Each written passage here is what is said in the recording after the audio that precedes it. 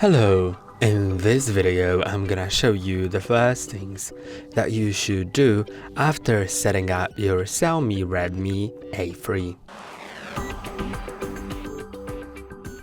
The first thing that you may have probably already done is connecting to Wi-Fi. So if you haven't or you've lost your connection, it's great to do it now through the settings, since we will need to do that for our further steps. So in the settings, go to Network and Internet and go to Internet. Now make sure that Wi-Fi is enabled and select the network you wish to connect to. Enter its password and approve that, and if the password was correct, it will say connected. Now, the next and a very important thing is checking for an update. Make sure that your phone runs smoothly and securely, and also that it has the newest features. So in order to do it, just scroll all the way down in the settings and go to System. Now go to System Update, and now it'll start checking for update. So I believe that my system is up to date, but if yours is not, you'll have a download and install button. Once you click on it, it'll start downloading update, and you don't have to worry too much about it. You can continue using your phone during that downloading process. Only later on, it'll prompt you to restart your phone, or if you decline it, it'll restart itself about 2 or 3 a.m. if your phone at that time will be left on idle, not used, for at least 2 hours, plugged in and connected to the internet. So that will just restart your phone, and this restart may take a bit longer than it takes usually, but it's just applying the update in the meantime, and later on you can just continue with further steps from this video. Whereas one of them is logging into Google account if you haven't done that yet. So go to Passwords and Accounts in Settings, and if under Accounts for Owner you don't have any Google account, click on Add Account. Now click on Google.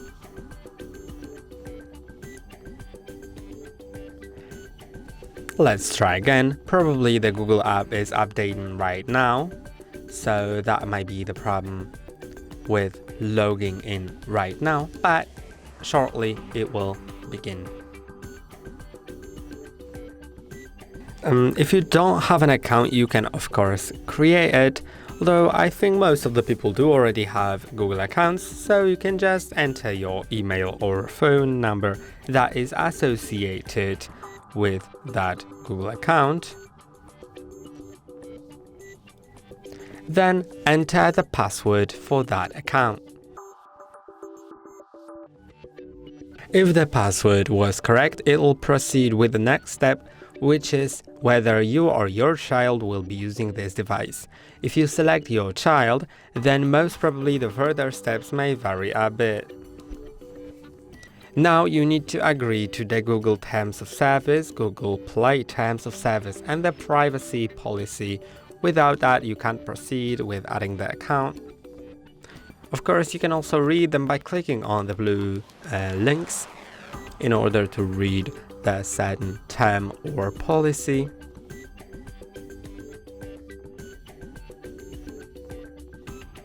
Now I'm gonna just accept the backup device data. Of course, you can disable it, but if you don't know whether or not to leave it on, I would personally suggest to leave it on, since it makes you not lose your data in case anything happens to your phone.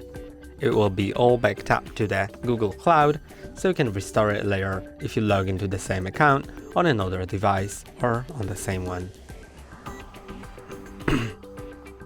Since we have our Google account added, now we should do two things with updating the apps, because you should update the apps for the very same reason as you update the phone, but also some of the apps may not work without an update. So let's first go to the System Apps Updater. This will update only the system apps provided by Xiaomi. So I'm just gonna click on Update All, but of course it is all up to you, and you can just select whether to update or ignore a certain app. In the process of updating, you can continue using your phone, so let's also go to the Google Play Store, where we can update the apps that are in the system apps, but are apps downloaded from Google Play Store. And some of the apps are by default from Google Play Store, like the Google services, including the Chrome app, the Google Drive, or anything else. So in the Google Play Store, just click on your profile icon in top right corner. But I think I'll need to wait a moment until it loads. I'm gonna close out of the Play Store and reopen it. Maybe it has just freezed for a moment. Yeah, I think now it's a bit better. So let's click on the profile icon in top right corner. And click on the My Apps and Games. And here you should see updates. So I'm gonna click on the updates and it'll show me the pending updates of apps. There may be tens of them. And I'm gonna update all because I think that all of them are worth updating. See, there's lots of them. Some of them maybe will uninstall later. We'll see that in a moment. But as it's being done, let's set up our screen lock on the phone to make it secure so no one else besides us has access to our private data. So I'm gonna get to the settings, and in the settings, let's find security and privacy. Then find device unlock and find screen lock. If it is set currently to either none or swipe, I would highly recommend to set it to either pattern, pin or password. But before we do that, make sure that you set something that you can remember, because in case you forget your pattern, pin or password, then the only way to restore your phone is to erase all your data that's on it.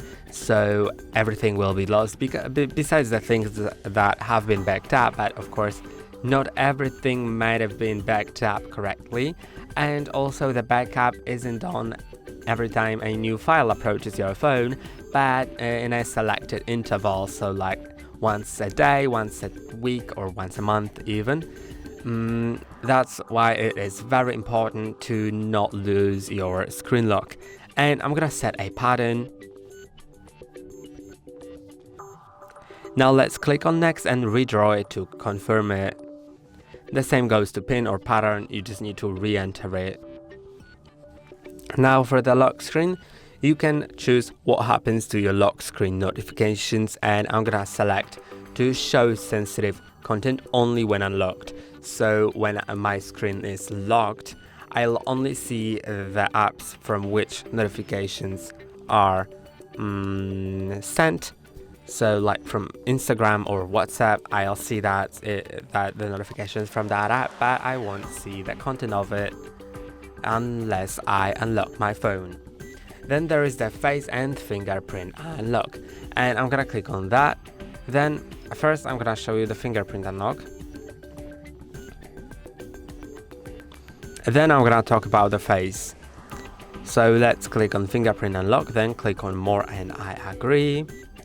And now you just need to touch the sensor, which is on the power button, with your selected finger, most probably your right thumb, but of course it can be your left index finger or left middle finger, whatever you want. Just tap it and lift it several times. Remember to move your finger between each scan so it scans the whole area of your fingerprint, so it just works every time, no matter how you grip your phone.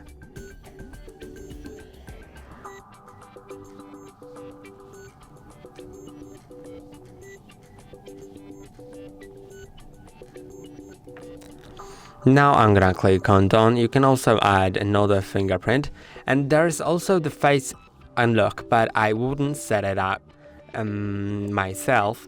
I just don't recommend it since this phone only bases on the camera at the top. I know there are phones on the market that are based on IR sensors, but this one doesn't belong to that group, and it only bases on the camera, so your phone may be unlocked with a photo of you by someone who looks similar to you. That's why I wouldn't recommend setting it up, but if in case you need it, I'm still gonna show you how. But really, it's on your risk. I'm gonna click on I agree, then click on start, and you just need to position your face within the frame that will be shown and wait for a moment until it finishes that face unlock.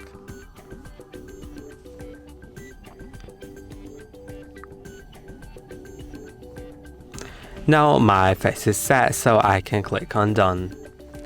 And let's see the 3 ways to unlock the phone. The first one is with a fingerprint. It is really simple. You just need to tap on the fingerprint sensor. You don't even have to click on it, and it'll be unlocked. With the face unlock, just look at your phone, and it'll automatically go to the home screen. And with the screen lock, just swipe up and enter that screen lock, and it's also unlocked. Now, as you can see, there are some apps that you possibly may not need. So as we go to the More Apps folder, you may notice that there are some apps that maybe you do need, maybe not. If there is anything from this list that you just don't need, feel free to press and hold on it and click on uninstall. Of course, if any of these are apps that you use on daily basis, feel free to leave them as well. Then in popular apps, I think this app is like the least important of it all. So I'm gonna remove it. Then the scanner, it may leave. I think that doesn't really make a difference. Let's also swipe up to open the app drawer and see if there are any apps that you don't need. There are the top games, but I think they are the system app. So I'm gonna click on the eye icon, and let's see. Yeah, we can't really do anything with it, unfortunately, but maybe if we click on it, then we can disable it. Let's see.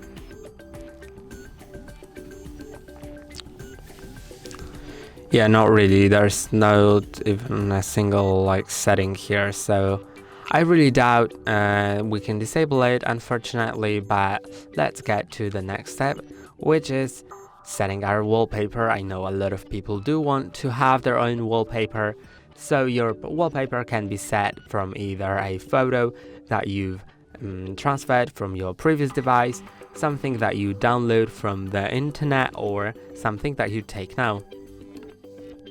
I'm gonna take a photo now since I don't have any on my gallery, I believe. Then once that photo is taken, we can go to the settings. In the settings, let's find the option which will be themes, I believe. And now let's click on plus and select a photo that we can set. It's not the best photo I've taken so far, but I'm just gonna leave it as it is and click on set as wallpaper, and you can set it as lock screen or both screens wallpaper. Now that's applied successfully, so it's really great, and let's get to the next step, which is finding the Google Wallet if we have it, but I really doubt we do. So you can go to the Play Store and search for the Google Wallet. But before you do, maybe let's explain why, so you don't download it unnecessarily. The Google Wallet may help you to use your phone to pay in stores, by using the tap to pay option, which is the contactless payment with your phone without reaching out to your wallet for your physical card. So you can just assign your physical card into the phone and pay with the phone. And this is very secure since it is verified with your bank and accepted by your bank. If your bank supports it, then it is accepted by it, and your bank has to verify it, so it is secure indeed. Just go to Google Wallet, like in the Play Store, and find it and install it. You can also use it to pay online and at online checkouts, because some websites sometimes will leave you that option to use Google Pay in order to pay for your online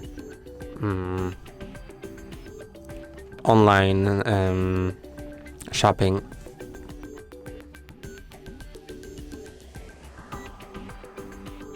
Okay, so since it's pending, I'm just gonna wait for it. And maybe in the process of waiting for it, let's go to the settings. It doesn't show here, so let's go to the notification center. And in the notification center, which you can open by sliding down from the top of your screen, there is the finish setting up your Redmi A3 notification. And you should click on it in order to just finish a few more things so you're not bothered about it later. I'm just gonna click on start, and then it asks you to connect to mobile network if you haven't done that yet. So if you haven't, then you can just insert your SIM card into this slot by entering a pin or a needle or a SIM card ejector tool into this hole. Then it'll pop a tray out. You can put a SIM card in it and continue, or you can just skip it because you don't really have to use a SIM card in order to use your phone. But it's great if you want to use a SIM card. It's great to use it from the beginning of having your phone, so you can just receive calls and messages from the very start.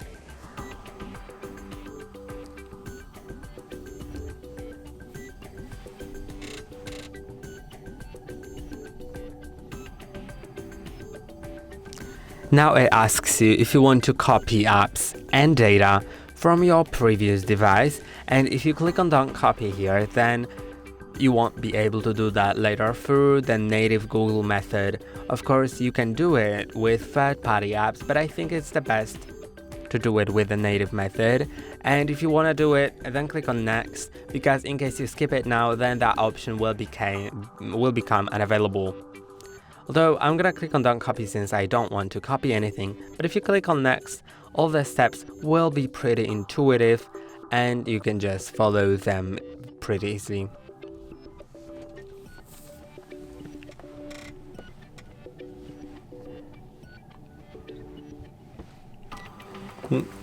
Now it asks me to select my browser and search engine. So as a browser, I'm gonna select Google Chrome, and my preferred ones are the Opera, Chrome, Brave, or Firefox. Feel free to choose whichever one you want, but in case you just don't know which one to choose, you can select the one that I've suggested. Then the search engine, I think that the best one is the Google, but also feel free to choose whichever one you wish. Now I'm gonna confirm my pattern for some reason. Then I'm gonna agree to use biometrics to verify purchases on Google Play. So if I just get something that's paid on Google Pay, I just can verify it with my fingerprint.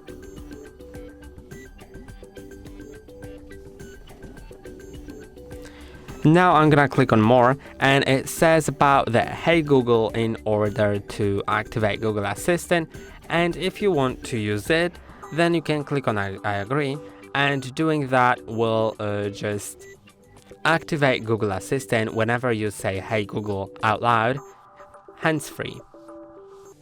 And if you're setting an app for the first time on this Google account, then there is a chance you may get asked to say 4 phrases out loud that will be shown on the screen, so get ready for that. But in my case, it won't ask me that since I already have it set up on another device with the same Google account. And then I'm gonna skip the accessing assistant without unlocking the device because I don't really like this feature. I prefer the assistant to stay only for unlocked usage of the phone.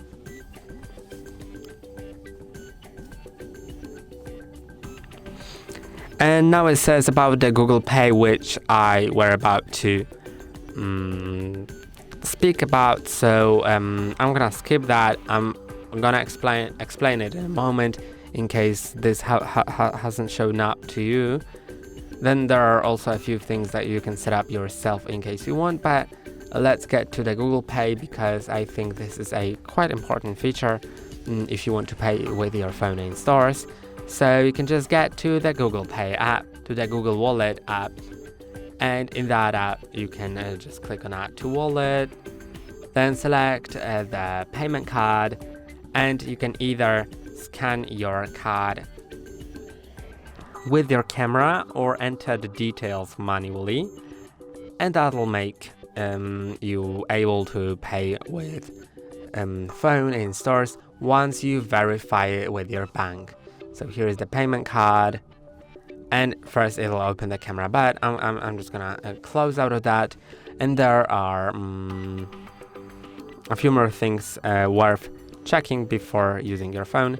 So that in the system you may see memory extension, and since this phone doesn't have much RAM memory, which is like the memory that if it's bigger it just basically makes your phone faster, so I would highly suggest to set it on 3 GB.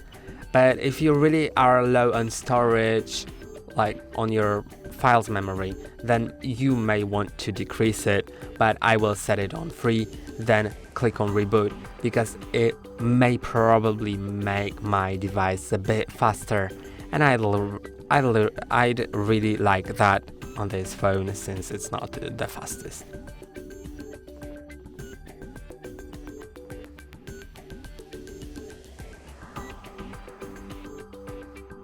Okay, I think my device is ready, and I can already see that it works faster, so that is a really good thing to just have. Now I'm also gonna get to settings, I think, for the last thing in this video, which is the battery. Let's see here if it has any. No, it doesn't. So it doesn't have any optimized charging option. So we don't really need to do anything here, and I believe that your phone is ready. That's all for today. Don't forget to like and subscribe. See you next time.